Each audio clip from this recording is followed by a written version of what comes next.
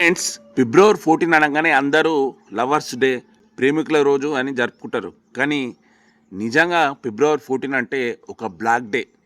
ఏం జరిగిందంటే 2019 ఫిబ్రవరి 14లా పాక్తో యుద్ధంలో పుల్వామా దాడిలా మన భారత సైనికులు 40 మంది వీరమరణం పొందిరు.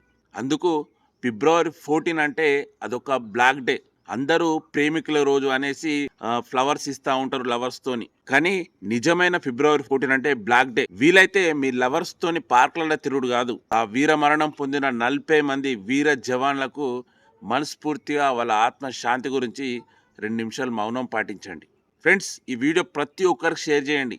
ఎవరైతే ఫిబ్రవరి 14 ప్రేమికుల రోజు, లవర్స్ డే అని ఎవరైతే జరుపుకుంటున్నారో ముఖ్యంగా వారికి షేర్ చేయండి. ఫిబ్రవరి 14 అంటే లవర్స్ డే కాదు, అదొక బ్లాక్ డే.